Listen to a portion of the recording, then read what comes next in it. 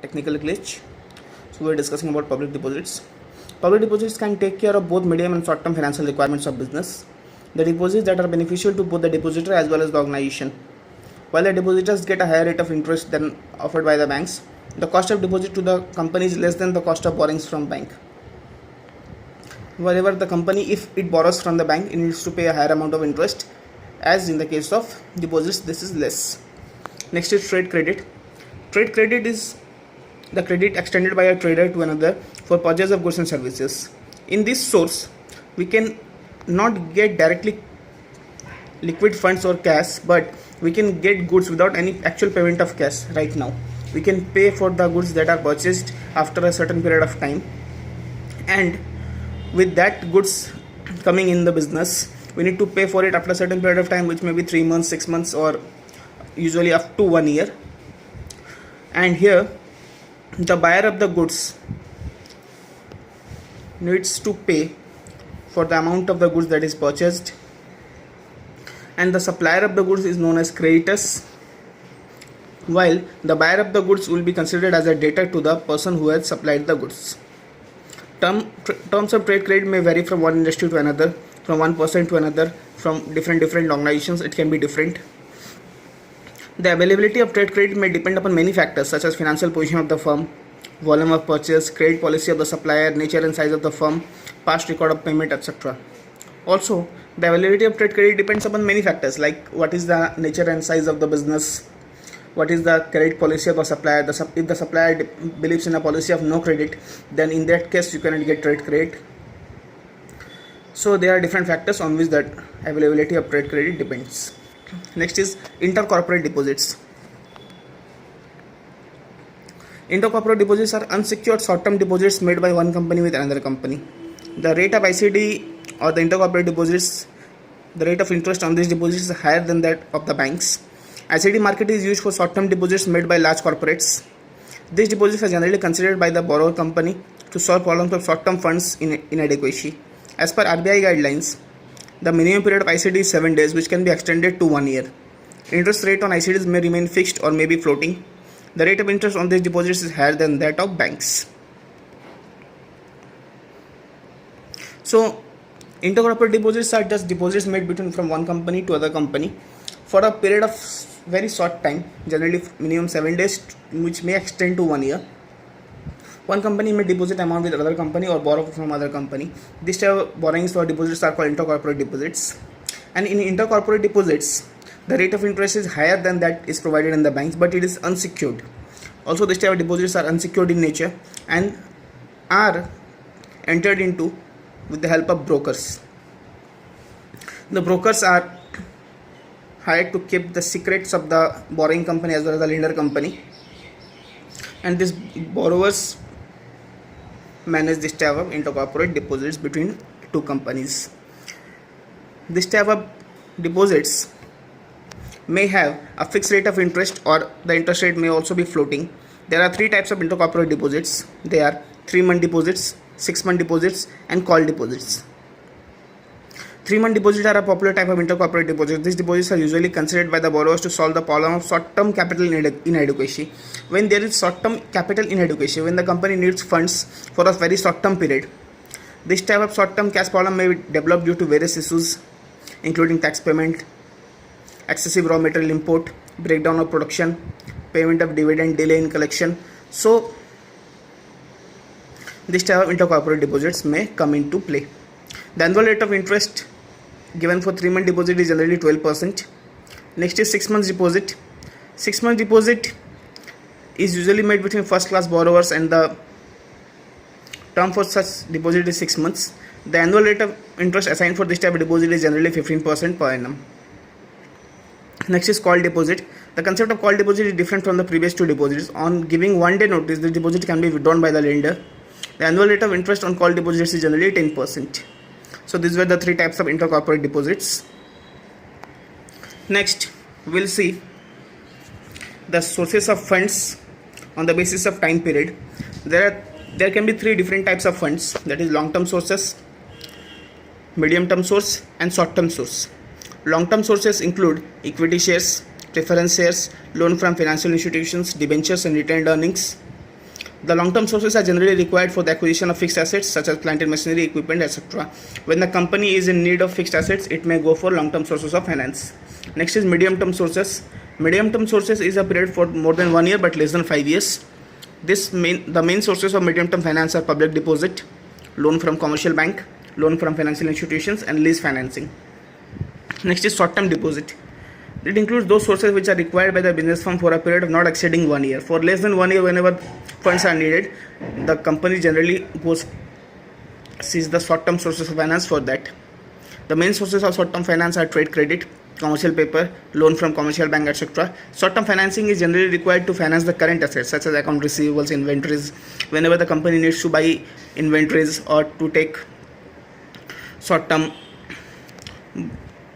borrowings, or company needs to pay for the salaries or other expenses in the current manner for a period less than 1 year, then the company would go for short-term sources of finance. As per RBI guidelines, the minimum period of ICD is 7 days, which can be extended to 1 year.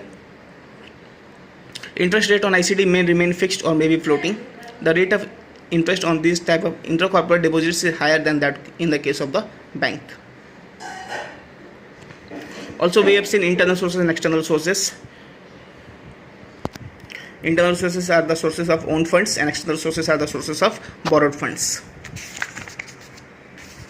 Now, we'll also see some other sources of finance, that is commercial banks, international agencies and development banks, foreign currency convertible bonds. So these are the international sources of finance. We'll not go very deep in that, but you can just see the names of this. These are the international sources of business finance. These are the sources of borrowed funds: commercial banks, international agencies and development banks, and foreign currency convertible bonds, FCCBs. One more important concept here is factoring. What is factoring? We'll see here. Factoring is a service under which a financial institution called factor renders various services and charge fees for the services rendered, discounting of bills and collection of clients' debts. For example, if any company has sold goods to hundreds of customers on credit basis, now the company needs to maintain the accounts of such 100 customers, and that 100 customers may be paying the amount to the company on different time intervals, like someone in 7 days, someone 15 days, 1 month, 3 months, 6 months. In that case, such amount of debtors account must be maintained by the company, and the company will be getting the collection of such debtors in a period of 3 months, 1 month, or after 4 months, or after 6 months.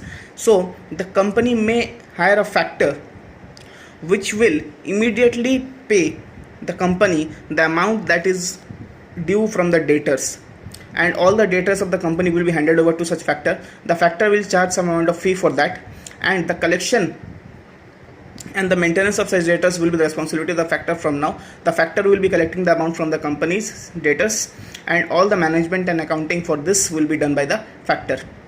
In this way, factoring is also a source of short-term financing. Also, factors provide information about credit worthiness of prospective clients. Factors hold the detailed information about the trading histories of different companies. This can be valuable to those people who are using factoring services. They can avoid doing business with customers having poor payment record. Besides, these factors also provide consultancy services in case of finance and marketing. So these services are also provided by the factors. Now, let us see what are the merits of factoring. Factoring is a cheaper source of finance as compared to other means such as bank credit. It improves the cash flow position. Therefore, the firm can meet its liabilities promptly. Even the cash flow position of the business is improved with the factor. For example, today if I sold goods on credit basis, I can immediately get payment from the factor. So the cash flow of the business has improved. Non-recourse of factoring provides security for a debt that a company may not be able to collect. Also, if I have availed non-recourse factoring, for example, if I have an agreement with the factor that if the factor makes me the payment for the debt right now, and if the customer doesn't pay the amount to the factor, this will be the responsibility of the factor to collect the amount from a debtor. For example, if we have sold goods to some customer that has a very poor payment record, and the company might not be able to recover the debt from that debtor, then the company can get an agreement from the factor to collect the amount.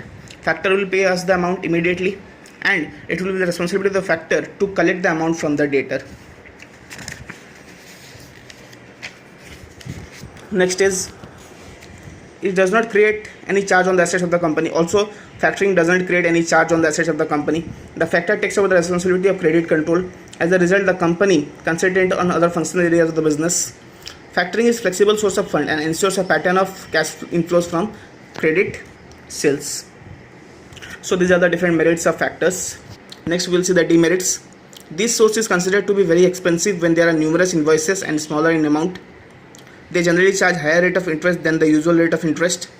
The factor is a third party between the customer and the company. As a result, the customer may feel uncomfortable in dealing with a factor. So these were the demerits of a factoring process. Next is lease financing. A lease is a contractual agreement under which the owner of the assets grant the other party the right to use the asset in return for a periodic payment called lease rent. A lease rent is a contractual agreement in between the owner and the lease holder, where the owner will grant the leaseholder the asset right to use, the right to use of the asset. For example, if I have a huge plant and machinery, the cost of which is very high, maybe in crores. Now in that case, I can provide it in lease to someone who will use that asset or that plant and machinery for a period of 10 years. And for this 10 years, he will be providing me lease rent. And after the 10 years, the assets right to use will be mine. The asset will always remain mine. I will be the owner of the asset for all these 10 years, but the right to use of that asset will be of the lessee,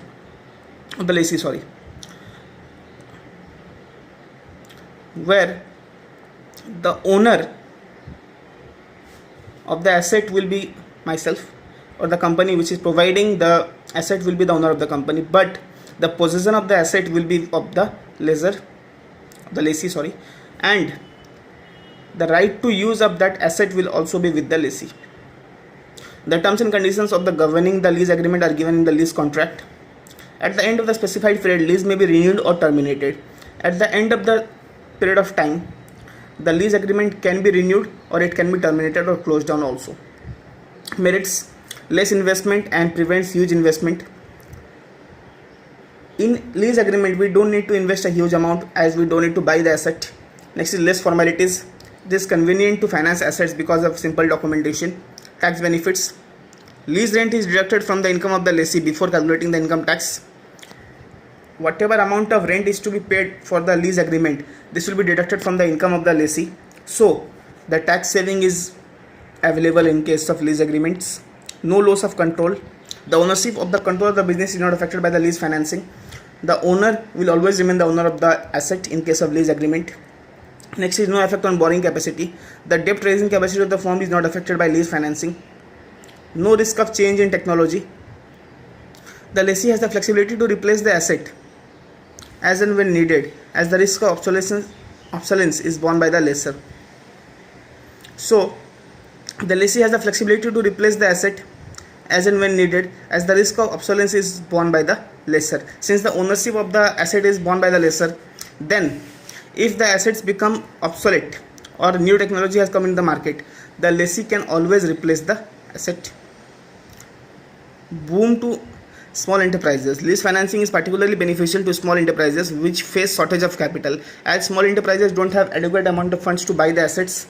For them, it is a great privilege to have an agreement or such a setup of lease agreement.